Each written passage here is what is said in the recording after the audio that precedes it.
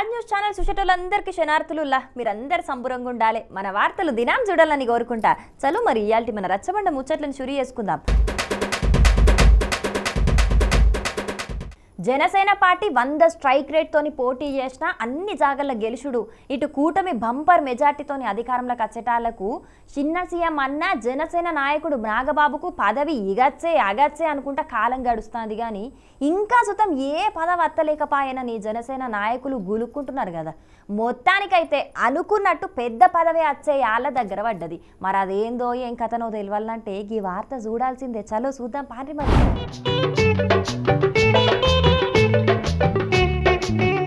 జనసేనానికి చేదోడు వాదోడు గుండి పార్టీని ముంగట్కి నడిపిస్తున్న నాగబాబు సారు పోయిన ఎన్నికల్లో పోటీ చేతాడని అనుకుంటే కూటమి సీట్ల సర్దుబాట్ల టికెట్ రాలేదు. కాకుంటే కూటమి అధికారంలోకి వచ్చినాక పెద్ద పదవి ఇచ్చి గౌరవిద్దామని అనుకున్నారు. ఇటు సీఎం చంద్రబాబు సుతం నాగబాబుకు మంత్రి పదవి ఇస్తామని చెప్పిండు గాని మళ్ళా ఏ సప్పుడు లేకపోయే వరకు ఏం పదవి వత్తదోనని చాలా మంది జనసేన నాయకులు ఆలోచనలో పడ్డారు. గాని మొత్తానికైతే ఇన్ని రోజులకు నాగబాబుకు మంత్రి ఖరారైనట్టేనుల్లా.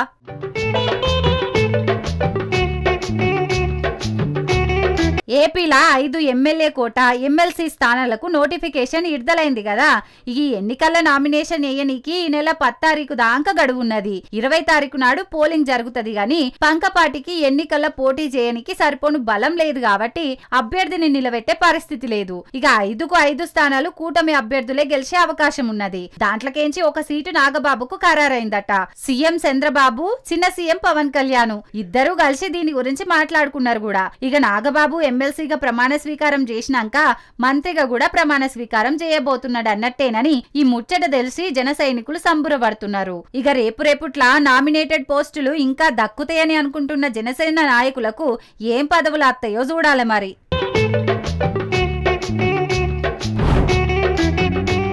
ప్రపంచ వన్యప్రాణుల దినోత్సవం యాళ్ళ అడవిలకు పోయి లయన్ సఫారీ చేసిన మోడీ సారు ముచ్చట మన రచ్చబండ ముచ్చట్లలో చెప్పుకున్నాం కదా. ఇప్పుడు ముఖేష్ అంబానీ కొడుకు అనంత్ అంబానీ ఏర్పాటు చేసిన వంతార ప్రాజెక్టును మోడీ సారు చూసిండు.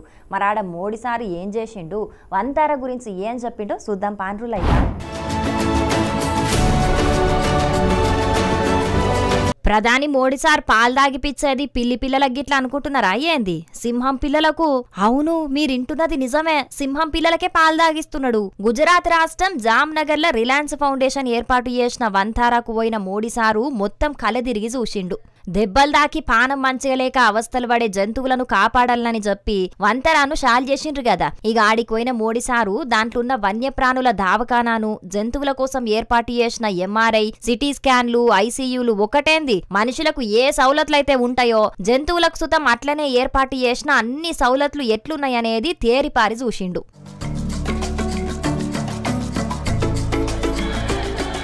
పులులు సింహాలు ఎవ్వచ్చినా మోడీ సార్ గింత కూడా అనుకు వెనుకు లేకుండా వీటితోనే ఆడుకున్నాడు. ఇవే కాదు పాంపిల్లని సుతం ఎట్లా పట్టుకున్నాడో చూడుండ్రే.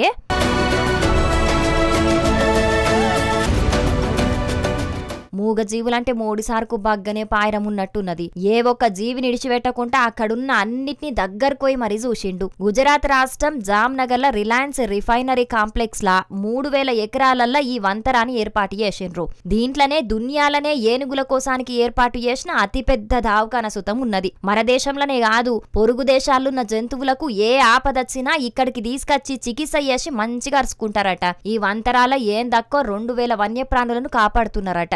వీటిని సాకనికి 1000 మంది ఉద్యోగులు పనిచేస్తున్నారట. అసలు ఇక్కడ ఏం చేస్తాం, జంతువులను ఎట్లా కాపాడుతున్నాం అనేది అనంత్ అంబానీ మోడీ సారుకు దగ్గరుండి మరి చూయించిండు. వంతెర గురించి మోడీ సారు సోషల్ మీడియాలో సుతం పోస్ట్ పెట్టిండు. వంతెరకు పోయిన నేను అక్కడ యాసిడ్ దాడి చేయంగా అవస్థ పడుతున్న ఏనుగును చూసిన. దానికి వాళ్ళు మంచిగా చికిత్స చేస్తున్నారు. ఇక ఒక ట్రక్ స్పీడ్ గచ్చి ఏనుగుకు టక్కర్ పెడితే దాని కళ్ళు పోయినాయి. మనుషులు ఇంత అజాగ్రత్తగా ఇంత క్రూరంగా ఎట్లుంటారు, జంతువుల మీద దయ ఉండాలని కామెంట్ రాసుకొచ్చిండు. మొత్తానికైతే మోడీ సారు వంతరాకు పోవుట్లా ఇప్పుడు చాలా మంది దీని సంగతి ఏందనేది తెలుసుకునే పనిలో పడ్డారట. అందుకే మీకోసానికి మేము ఈ వార్త పట్టుకొచ్చినాం.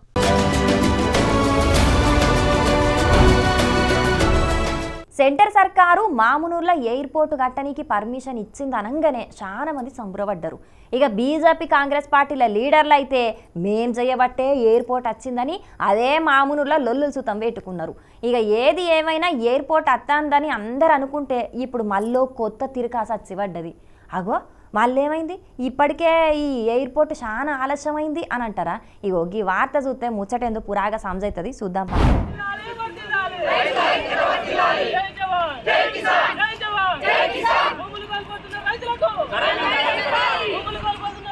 ఇగో ఈడ నినాదాలు చేస్తున్నోళ్ళంతా మామునూరు ఎయిర్పోర్టు చేయంగా భూములు పోతున్న బాధితులు. మరి వాళ్ళు ఎందుకు ఇట్లా నిరసన చేస్తున్నారో అక్కడికి వచ్చిన అధికారులకు చెప్తున్నారు. ఇనుండ్రి. కలెక్టర్ గారిని గ్రామ సభ నిర్వహించమనండి, మా ప్రజల డిమాండ్స్ ఏంటి అని తీసుకోమనండి. ఇప్పటి వరకు మా గ్రామ సభ పెట్టలేదు, పెట్టండి. గ్రామ సభ పెట్టి మా డిమాండ్స్ తీసుకొని ప్రభుత్వం దృష్టికి తీసుకుపోండి.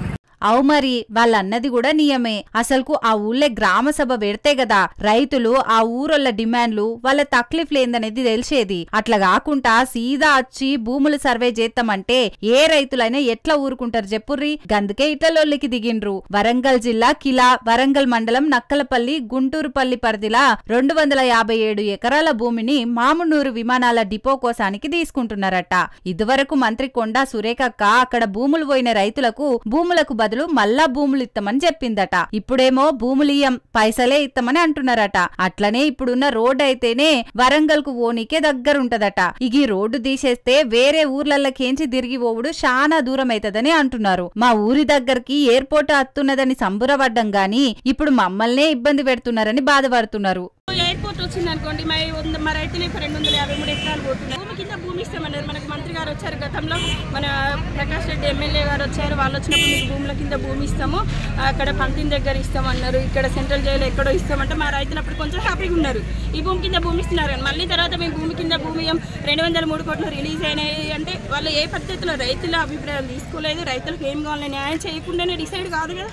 మా దగ్గరికి వచ్చి మా సమస్యలు ఏంటో తీర్చి మా అన్ని విధాలుగా పరిష్కరించిన తర్వాత మా భూమిలోకి సర్వేకి రావాలి. ఎలా సర్వేకి వస్తారు? మా సమస్యలు పరిష్కరించకుండానే సర్వేకి రావద్దు కదా. అవు మరి ఈ అక్క చెప్పిన దాంట్లో సుతం అర్థం ఉన్నది. అయినా వాళ్ళు భూములు ఇవ్వమనేమి అంటలేరు. మా భూములకు మార్కెట్లున్న ధర గట్టియాలే, మా ఊరికి తిప్పలు లేకుండా చూడాలి అంటున్నారు.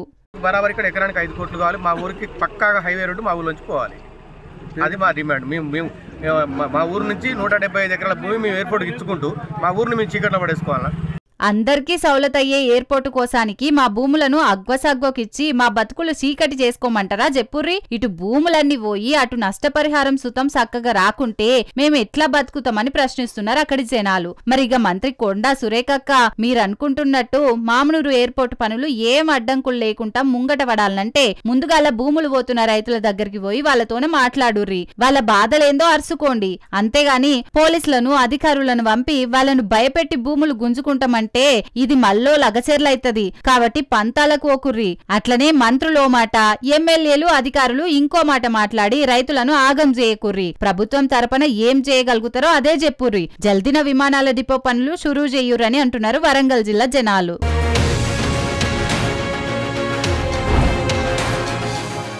మహిళా సంఘాల ఆధ్వర్యంలో నడిచే పెట్రోల్ బంకును మొన్న సీఎం రేవంత్ అన్న షాల్ చేసిండు కదా. అట్లనే మహిళా సంఘాలతోనే సోలార్ పవర్ ప్లాంట్లు కూడా ఏర్పాటు చేస్తామని ఇప్పటికే చెప్పిండు. ఇక ఇప్పుడు మహిళా సంఘాలకు ఇంకో పని కూడా అప్పచెప్పింది సర్కారు. మరి అది ఏంది, దాంతో మహిళలకు ఏం ఫాయిదా అవుతుందో పురాగరుచుకున్నదా పని.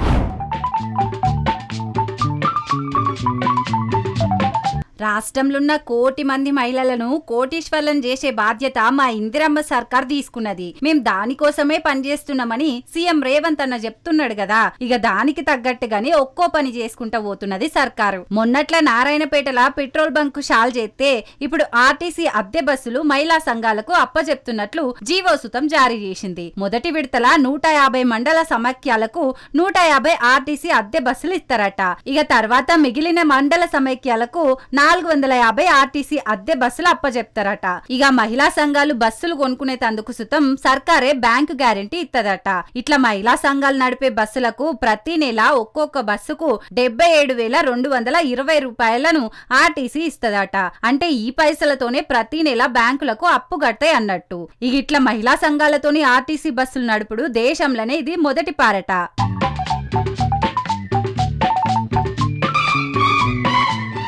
ఆకాశంలో సగం అవకాశాలల్లో సగం అని మాటలు చెప్పుడే కాదు, ఇప్పుడు మహిళలు సుతం అన్ని రంగాల్లో రాణిస్తున్నారు. మాకు అవకాశం రావాలే గాని ప్రతి దాంట్లో మేం దూసుకుపోతామని నిరూపిస్తున్నారు చాలా మంది మహిళలు. గందుకే ఇప్పుడు ఏ సర్కార్ వచ్చినా మహిళలకు అన్నింట్లో అవకాశాలు ఇస్తున్నది. అటు మహిళలు సుతం మేం దేంట్లో తక్కువ కాదని నిరూపణ చేస్తున్నారు. పెట్రోల్ బంకులు, ఆర్టీసీ బస్సులే కాదు, రేపుట్లో సర్కార్ చేసే ఏ పనిని మాకు అప్పచెప్పినా మేం విజయం సాధిస్తామని అంటున్నారు మహిళలు. చూడాలి మరి రేపు మహిళా శక్తి ఇంకెంత బలంగా తయారైతుందో.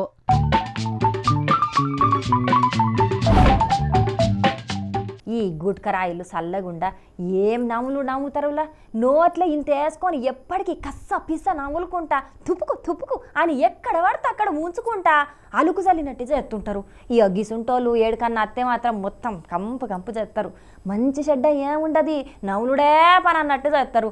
అట్లా పవిత్రమైన అసెంబ్లీలో అడుగు పెట్టే ముందు గిడో ఎమ్మెల్యే సారు వారు ఏం ఘనకార్యం వెలుగబెట్టిండో మీరే చూడు.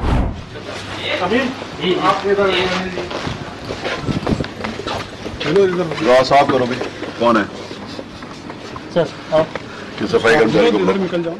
ఇక్కడుందేవలో ఎరికేనా అనుల్లా?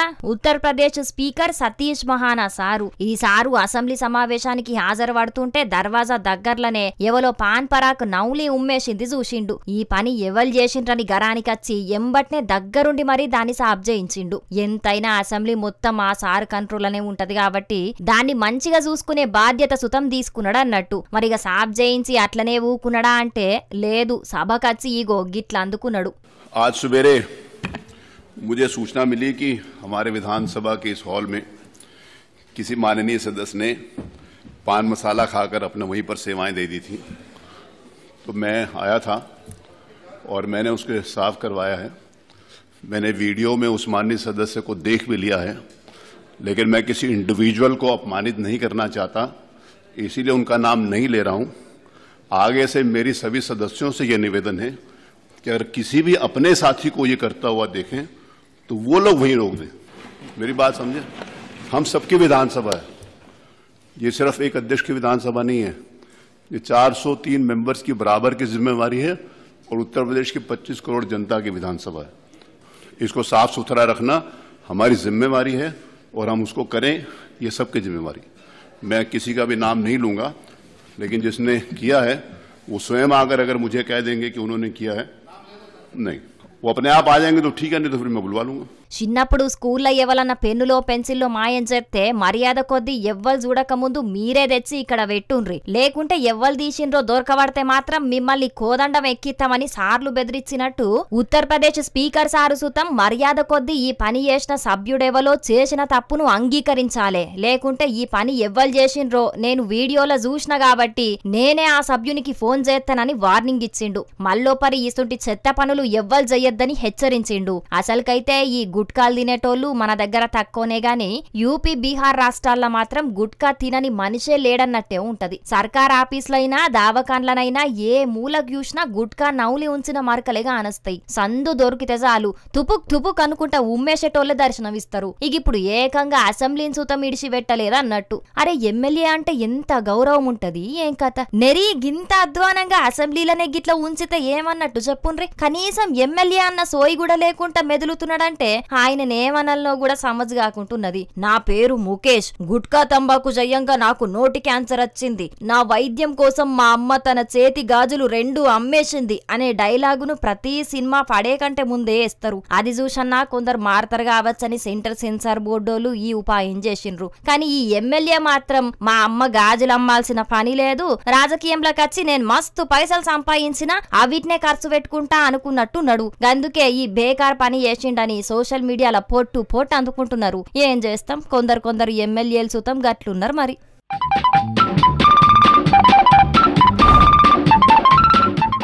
ఎన్నికల గెలవనీకి అన్ని పార్టీలు ప్రజలకు చాలా హామీలు ఇస్తుంటాయి. ఇక అధికారం చేతబట్టినాక కొన్ని హామీలను ఎంబటే తీరుస్తారు. కానీ చాలా హామీలను అమలు చేయాలంటే బడ్జెట్ చాలకనో లేకుంటే చేసుట్ల తక్లీఫ్లుండో అనుకున్న పనులు ముంగటికి పోవు. కానీ ఇచ్చిన హామీలను అమలు చేయాలని జనాలు మాత్రం నిరసనలు చేస్తూనే ఉంటారు. అట్లా గిడ కొందరు మాత్రం వేరే తీరుగా వాళ్ళ నిరసనను తెలిపినరు. మరి అదేంది, వాళ్ళ కోరిక ఏందో మీరు కూడా చూడు.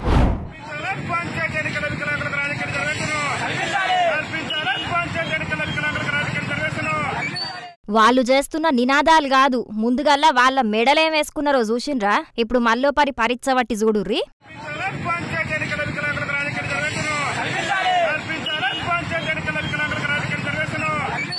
ఇప్పుడు అర్థమైందా వాళ్ళ మెడల చెప్పులేసుకున్నారు. అవు నిజమే, మామూలుగానైతే మెడల దండలేసుకొని నిరసన చేస్తారు గాని వీళ్ళు మాత్రం వాళ్ళ ఆవేదన తెల్పాలని ఇట్లా మెడల చెప్పులేసుకొని మరీ నిరసన చేసిండ్రు అన్నట్టు. భారత వికలాంగుల హక్కుల పరిరక్షణ సమితి తరపున నల్గొండ జిల్లా చండూరుల మెడల చెప్పులేసుకొని ధర్నా చేసిండ్రు దివ్యాంగులు. మరి వాళ్ళ డిమాండ్ ఏందో వాళ్ళే చెప్తున్నారు. ఇనుండ్రి.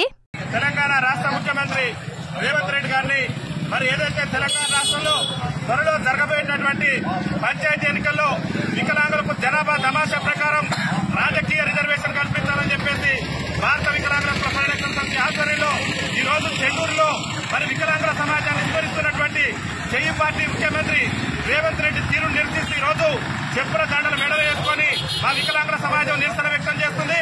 ముఖ్యంగా 78 ఏళ్ల నుంచి కూడా రాజ్యాధికారానికి దూరమై సకలాంగుల పాలనలో మా సంక్షేమ కుటుంబాన్ని మరి దుర్భరమైనటువంటి జీవితాలు గడుపుతున్నాం. మాకు కూడా గ్రామ పంచాయతీ నుంచి మొదలు పెడితే పార్లమెంట్ వరకు కూడా రాజకీయ రిజర్వేషన్ కల్పించాలని చెప్పేసి ఈ రోజు మరి చెయ్యి పార్టీ ముఖ్యమంత్రి గారికి చెండూరు వేదికగా చెప్పులు మెడలు వేసుకొని మా యొక్క నిరసన తెలియజేస్తున్నాం. రాజకీయ రిజర్వేషన్లే కాదు, ఎన్నికలకు ముందు దివ్యాంగులకిచ్చిన ఏ ఒక్క హామీని కూడా ఈ సర్కార్ నెరవేర్చలేదని ఫైర్ అయినరు. అధికారంలోకి వస్తే అదేళ్ల నుంచి 6,000 పింఛన్లు నేటి వరకు కూడా పింఛన్ పెంచలేదు. అధికారంలోకి వస్తే వికలాంగుల అట్రాసిటీ చట్టం అమలు చేస్తానన్నాడు. తెలంగాణ రాష్ట్రంలో అట్రాసిటీ చట్టం సమర్థవంతంగా అమలు చేయడం లేదు. అధికారంలోకి వస్తే ఆర్టీసీలో వికలాంగులకు ఉచిత ప్రయాణం అన్నాడు. నేటి వరకు ఉచిత ప్రయాణం కల్పించడం లేదు. ఇవాళ రాష్ట్ర ముఖ్యమంత్రి గారికి మేము ఈ చెప్పులు దండలేసుకుని మెడలో ఈ చెండూరులో తెలిపే నిరసన చూస్తారా?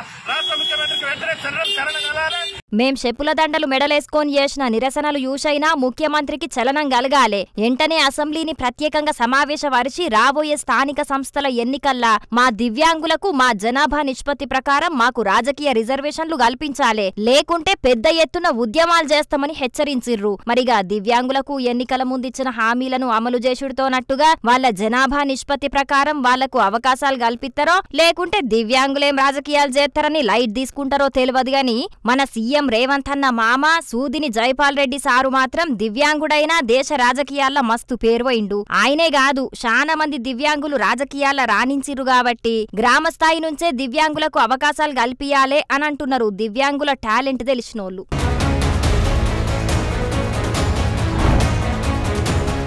ఇగో ఇవుల్లా అయ్యాటి మన రచ్చబండ ముచ్చట్లు. ఇవాళ మేము చెప్పిన ముచ్చట్లన్నీ జబర్దస్తుగా ఉన్నాయిలే. దినం ఇంతకంటే ఖతర్నాక్ ముచ్చట్లను దేవులాడి మీకోసం పట్టుకొస్తూనే ఉంటాం. కాబట్టి మన రాజ్ న్యూస్ ఛానల్ను మరవకుండా చూస్తూనే ఉండుండ్రి. సరేనా? ఉంటాం వల్ల నమస్తే.